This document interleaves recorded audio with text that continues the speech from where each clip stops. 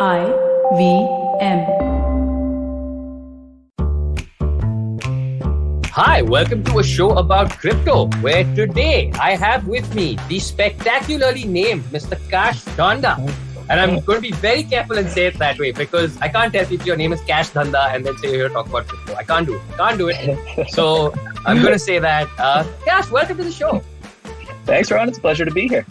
And I'm going to start up straight where today's episode, I want to know about this currency that he's talking about. I want to know about Solana, and I want to know about Solana specifically in the context of, I feel like everybody sort of, everywhere I look, it's sort of, well, I don't want to use the word pitted against, but it is sort of placed and compared to Ethereum a lot. So straight up, first of all, what is Solana?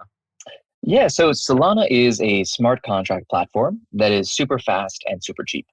So when I say it's a smart contract platform, I mean that like Ethereum, it's a layer one blockchain, as we call it. It's something that other people can build applications on top of, right? A really simple metaphor here is to think of Solana and Ethereum like global computers that anyone can pay to use, right? So Solana is like Ethereum in that sense. Where it is less like Ethereum is that it is super fast and super cheap. So super fast in the sense that it can handle about 50,000 transactions per second. If you compare that with Ethereum does about 15 to 30. That's 15 to 30 period, not 15 to 30,000. So it's, many orders of magnitude larger. Oh, wow. And you can even compare that to Visa, which we all know, like for credit cards and stuff. Visa can process about 24,000 transactions per second. So it's still kind of less than half of Solana, and Visa takes kind of days to settle with banks. So Solana, super fast. It's also super cheap. That's the last important thing to understand about Solana. On Ethereum, typically you'll pay something like $40 US in gas fees, about 3,000 rupees, something like that. In Solana, you pay 0.00025 cents per transaction, right? So it's about a 50th of a penny is how much you pay each time, right? So it's much, much cheaper. It's, again, orders of magnitude cheaper than Ethereum, and that enables all sorts of fun things that we can talk about later as well. So you mentioned the difference between, say, an Ethereum, which can do 15 to 20 transactions, not even 20, 15 to 20 transactions a second versus this thing that can do so many. How does Solana solve for that sort of bottleneck issue that Ethereum has? And what makes it capable of processing so many more transactions at a time? Because the Ethereum bottleneck is very, very real. Anytime you go online, everybody's complaining about gas fees. Everybody's complaining about the speed of the network. So how did Solana solve for that differently? Yeah, they took a fundamentally kind of different approach early on, right? So I should say, Solana was started in, I think, 2017. It actually launched in 2020. So they had the benefit of seeing how Ethereum worked and kind of learning some lessons from it, right? And one of the things that the Solana folks noticed, specifically Anatoly and Raj, who are the two kind of main founders of the program or of the protocol, what they noticed is that Ethereum processed everything serially, which means one after another. So if transaction A comes, they do that first, then transaction B, then transaction C, and so on and so forth. And it turns out that's really slow, right? Because if transaction A and transaction B have nothing to do with each other, then you should just run them at the same time. The only time in which you want to sequence is if they're going to affect each other, right? That way, Rohan cannot double spend $20 across the network. So Solana approaches it by processing transactions in parallel, which makes it just much, much faster, right? So instead of 1, 2, 3, 4, it's everything all at once, basically. So we've got Ethereum also uses, if I'm not mistaken, Ethereum 1.0 still uses proof of stake as its sort of main method, which I understand is significantly more time intensive and just significantly more resource intensive process versus Solana, which if I'm not mistaken, uses something called proof of history, which is a term that's come up, which is a term that I'm seeing for the first time. So can you explain what the difference between those two is? Yeah, and so this can get a little bit confusing, so I'll preface that up front. So different blockchains use different things called consensus mechanisms to basically understand what is true and what is real within the network, right? So Bitcoin famously uses proof of work. Ethereum uses proof of work right now. It's transitioning to proof of stake. Solana has this thing called proof of history. And because it has proof of, people oftentimes confuse it as a consensus algorithm. Right. It's not really. I'll explain what it is in a second. But Solana also uses proof of stake. It uses the same kind of method that ETH will use after ETH2. Right. Proof of history, though, is an additional innovation that they've added in. Right. So, like I said, Solana is super fast. And when you're moving really, really fast, things can get a little bit tricky if people don't know what time it is. Right. You literally need to know what happened before the next thing. Solana does a new block every about 400 milliseconds, right? So it's really, really quick. I think the speed of light is like 120 milliseconds or something like that. So it's really, really fast. And having time allows you to do all these things really quickly and kind of organize them appropriately as well. So proof of history like literally makes sure that everyone using Solana has a little clock so they all know what time it is and which things happened before, which things happened later. And it allows them to kind of understand how time flows over the system. Strangely, there's no concept of time built into Bitcoin or Ethereum or really any other major platform. So as simple as it might sound, it's actually a huge technical innovation for them to make this happen. Wow. Okay. So we're talking about timestamps here, basically, and timestamps make a huge difference here. And that's kind of crazy. That sounds like it would be a wildly simple innovation. So why and how come Solana was the first person to go, hang on, this makes sense? Not the first person, the first technology to go, hang on, this makes way more sense. And speed. How does that speed things up? So it enables the speed to be as fast as it is, right? There are some other pieces of the Solana infrastructure that really allow it to be super fast.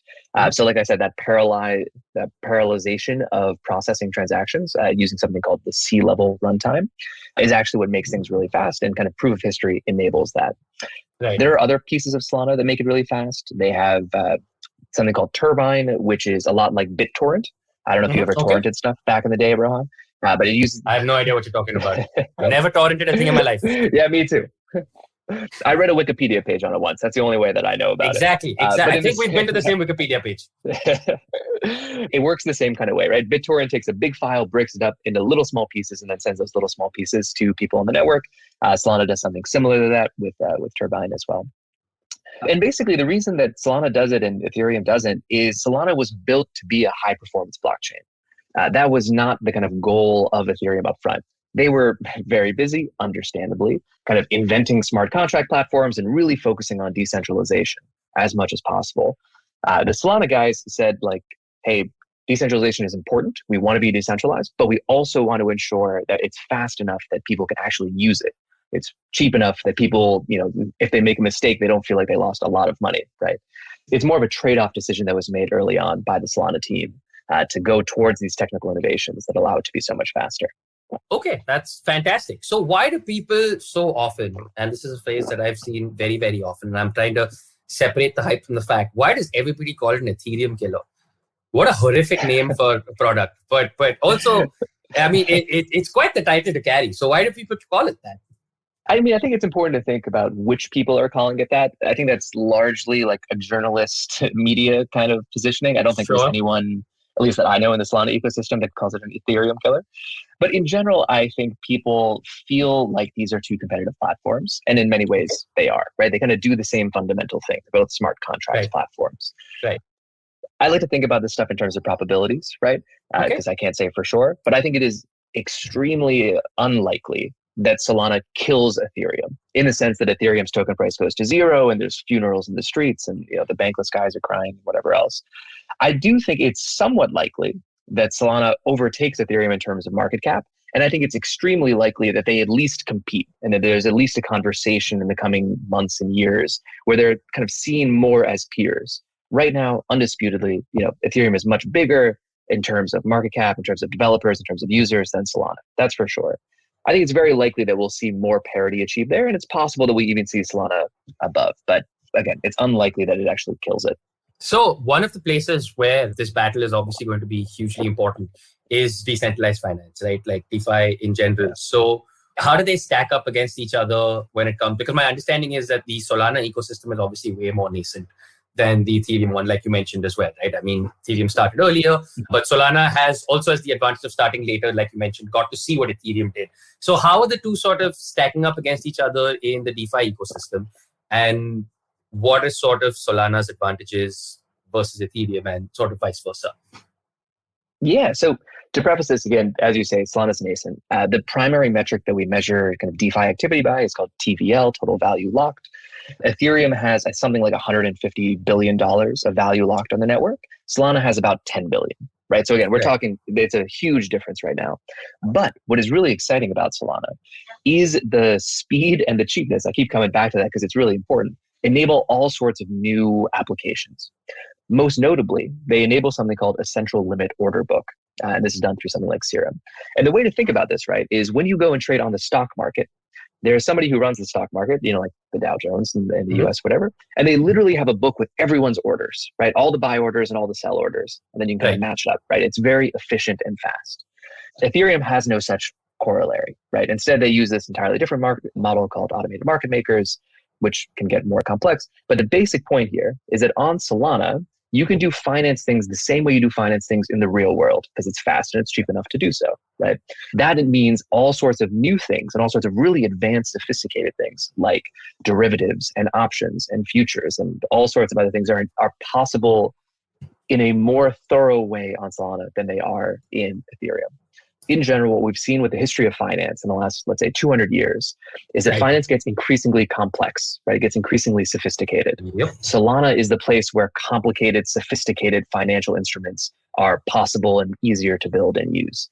So from that perspective, you would think that over time, more and more DeFi action is going to switch over to Solana because they can just do more stuff. Sure. And that's kind of the nature of finance. Kash, tell me about NFTs on the Solana ecosystem, because right now my understanding is that they're all over the Ethereum ecosystem. So how do Solana fit into the NFT game? If I want to buy all the apes, how do I do it on Solana? Well, we have different apes on Solana than the Bored Ape Yacht Club. They're called degenerate apes. They're a lot of fun. But in general, right, any layer one blockchain that has smart contracts can offer NFTs, right? So Ethereum can offer it, so can Solana, so can Avalanche and Phantom and a lot of these other alternatives as well. But what we're seeing in the Solana ecosystem is a lot of interest and attention around NFTs because it is so cheap to mint them, right? Again, when you go and try and mint something on Ethereum, particularly if it's at a busy time, you could easily, I personally have paid hundreds of dollars just to mint an NFT before, right? It can be very expensive. The most you're going to pay over on Solana is 50 cents, and it's probably going to be much, much, much less than that as well. So that enables a lot of new people to come in. So oftentimes my recommendation to people who are kind of new to NFTs is, hey, first go check it out on Solana. There is fantastic art. There's fantastic communities there that you can go check out. Magic Eden is the name of one of the primary marketplaces. It's kind of like OpenSea a little bit in that sense.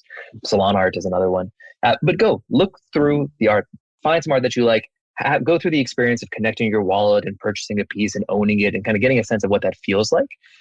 Low risk, low cost. It's nice, fun, and easy.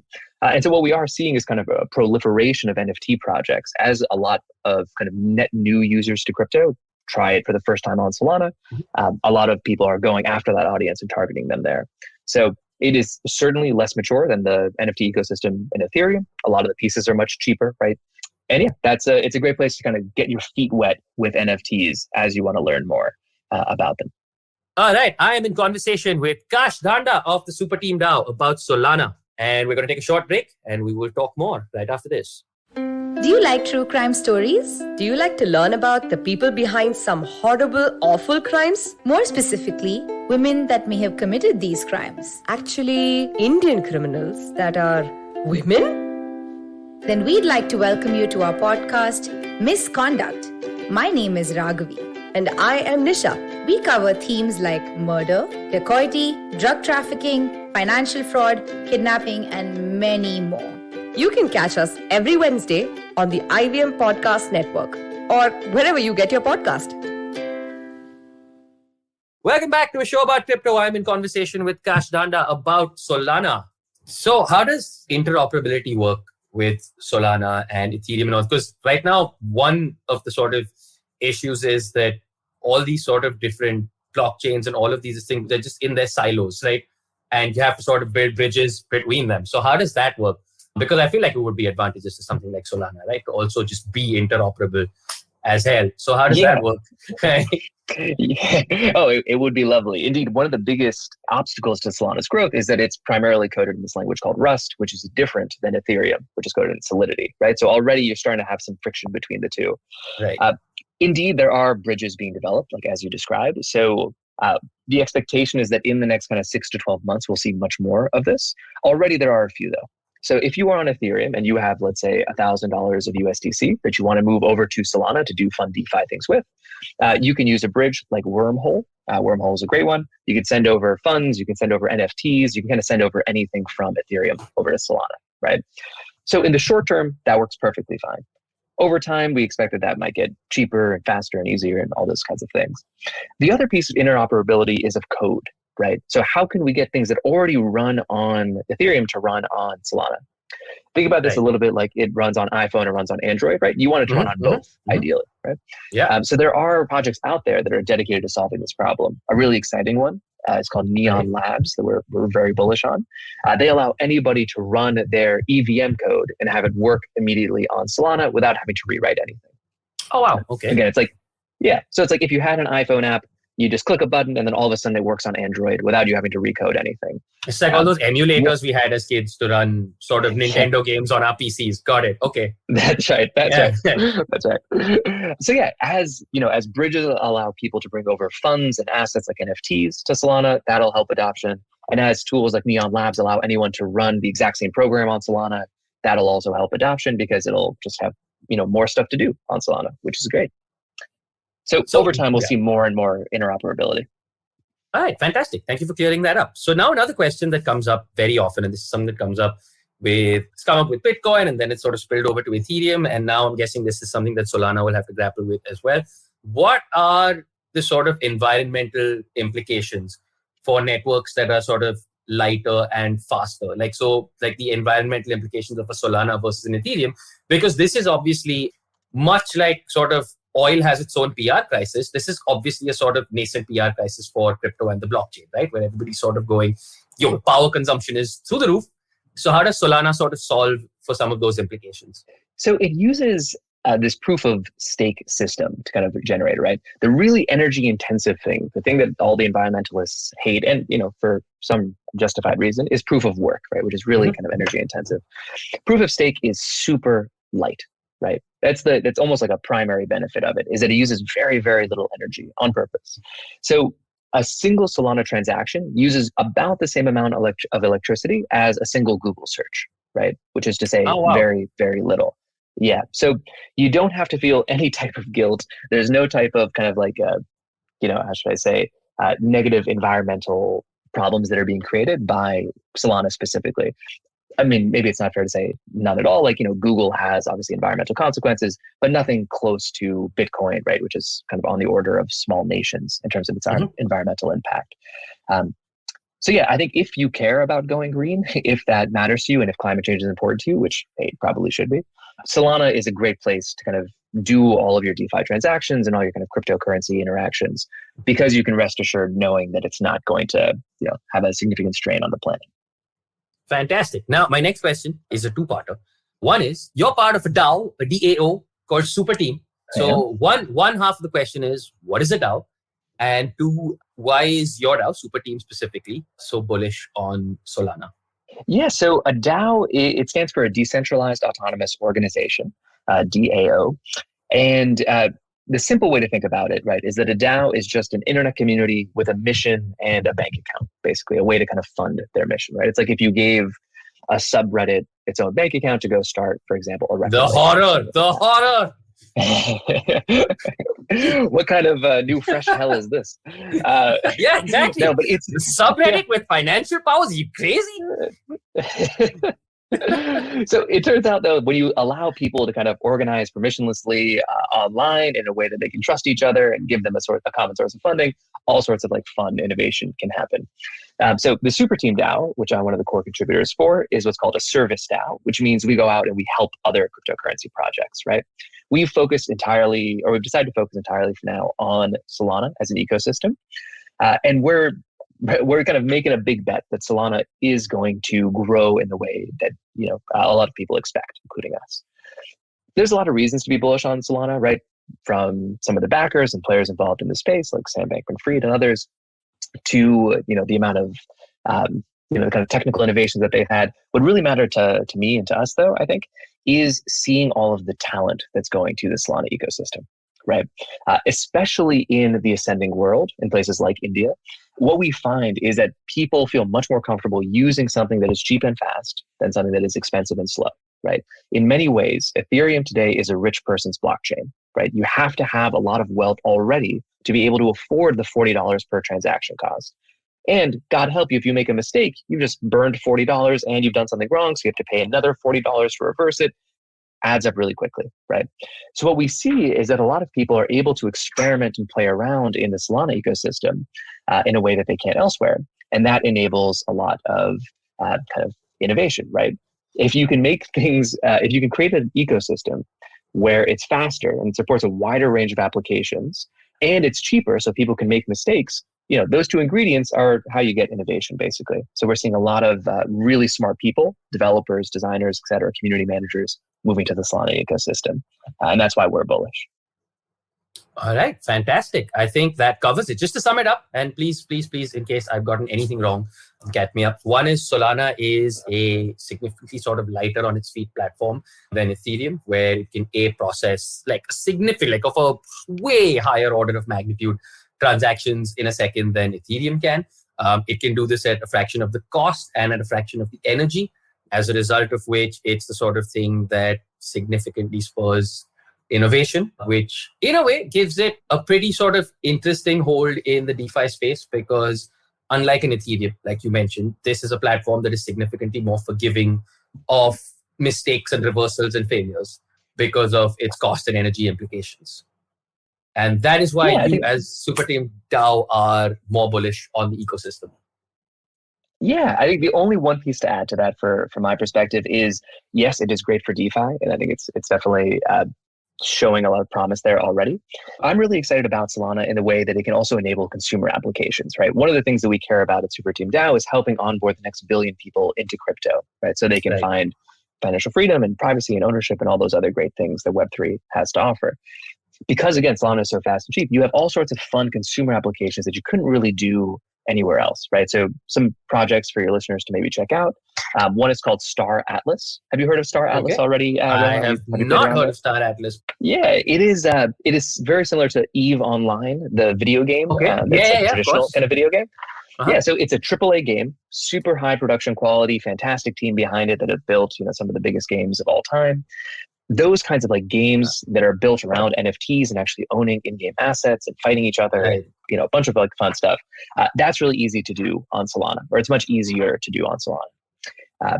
Another project that's worth checking out is called Audius, which is like a decentralized SoundCloud where people kind of, artists own more of the platform, so they get more rewards. If you're like an early listener and you kind of discover new artists, you can earn money and earn rewards for adding to their kind of career trajectory. Okay. Yeah, so there's all sorts of these kind of consumer applications. Fantasia is another one that has fantasy sports on the blockchain, which is really great.